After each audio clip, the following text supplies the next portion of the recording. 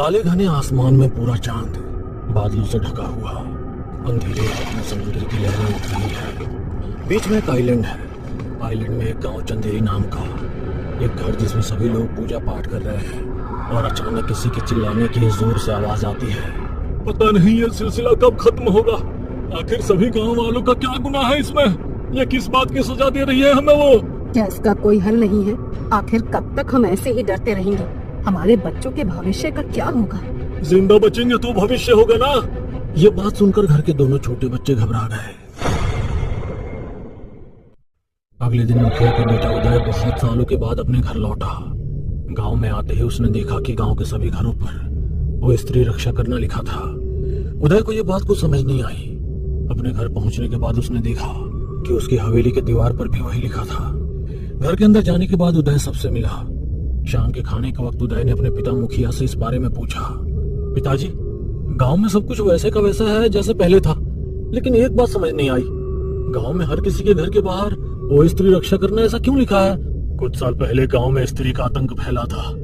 जो कोई औरत की इज्जत नहीं करता वो स्त्री उसे उठाकर ले जाती और मार देती थी। बाद में जब सभी ने अपने किए की स्त्री से माफी मांगी और औरत की इज्जत करने लगे तो वही स्त्री औरत की रक्षक बन गई। लेकिन अब एक नई समस्या गांव में आई है। अब गांव की औरत ही सुरक्षित नहीं है। कोई है जो औरत को उठाकर ले जाता है और उन्हें मार देता है। वो कौन है? क्या आपको उसके बारे में कुछ पता है?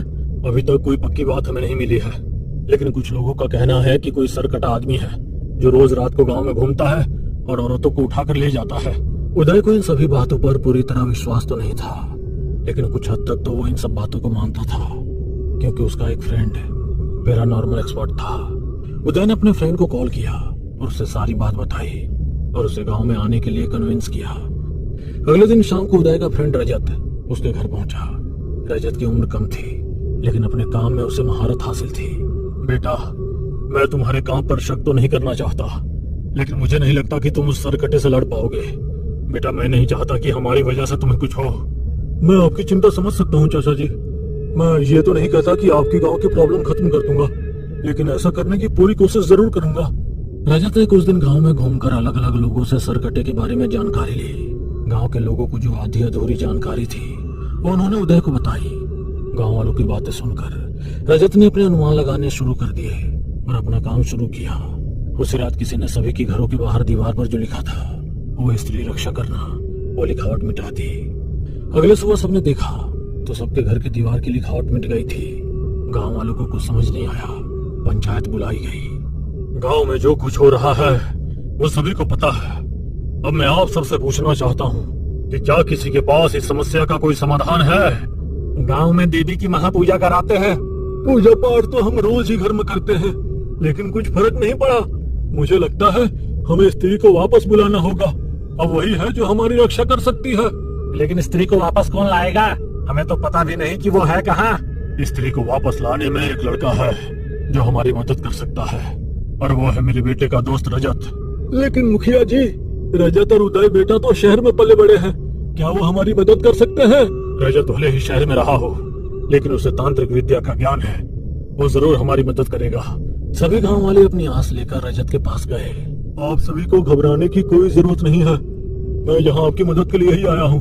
मैं नहीं जानता कि मैं किस हद तक आपकी परेशानी दूर कर सकता हूँ, लेकिन अगर आप सबको लगता है कि स्त्री ही आपकी परेशानियों का हल है तो मैं उसे वापस जरूर लाऊंगा। अमावस की रात को 7 दिन बाकी थे।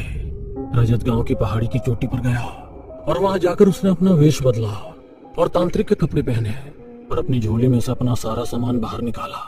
उसने पीपल के पेड़ के चारों ओर कुमकुम से बड़ा घेरा बनाया। उसके अंदर एक सितारा बनाया और उसमें बैठकर हवन करने लगा। ये गांव के सरकटे का आतंक लोगों के मन में दहशत फैला रहा था। रजत ने कहा था कि स्त्री को वापस बुलाने के लिए उसे 7 दिन यज्ञ करना होगा और 7 दिन तक उसे कोई बीच में नहीं टोकेगा और न ही गांव का कोई आदमी वहां आएगा। स्त्री को बुलाने के लिए रजत हर दिन स्त्री के किसी चीज की आहुति देता था। पहले दिन उसने स्त्री के वस्त्रों को किया कि कुछ ही पलों में उदय की आंखों से गायब हो गया, जिसमें स्त्री की लाल रंग की साड़ी थी। दूसरे दिन स्त्री के कंगन, तीसरे दिन पायल। ऐसा एक एक दिन वो आहुति देने लगा। उदय के मन में रजत के लिए डर सा बैठ गया। वो हाथ जोड़कर भगवान से रजत की सलामती की प्रार्थना करने लगा। हे भगवान, रजत गांव वालों की आखिरी आस है, प्लीज उसकी रक्षा करना। तभी उसे बाहर किसी के जोर से चीखने की आवाज आई। उदय ने बाहर जाकर देखा तो उसका दिल दहल उठा। एक कटा हुआ सर जिसकी चोटी लंबी थी, उसकी चारों ओर बिजली जैसी चमक थी।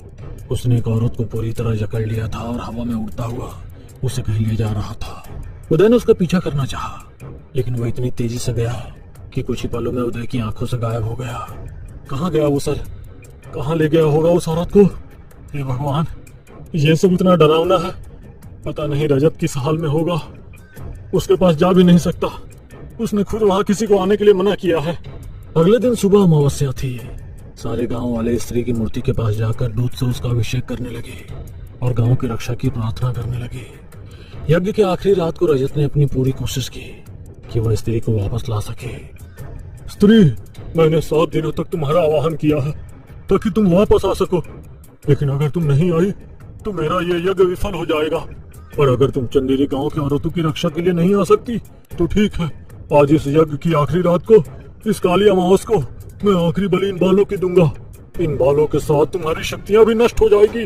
ऐसा बोलकर रजत ने कुछ मंत्र पढ़े और वो बालों की चोटी को यज्ञ में डालने ही वाला था कि स्त्री की आवाज आई। लो, आ गई मैं। दोस्तों, क्या लगता है आपको, क्या ये वही स्त्री है जो चंदेरी गांव की औरतों की रक्षा करेगी? क्या स्त्री ताकतवर सरकटे के आतंक से गांव वालों को बचाएगी या खुद उसका शिकार हो जाएगी? हमें कमेंट में जरूर बताइए। और स्त्री लौट आई पार्ट 2 के लिए जल्दी से हमारे चैनल ईवी लाइव को सब्सक्राइब जरूर करें।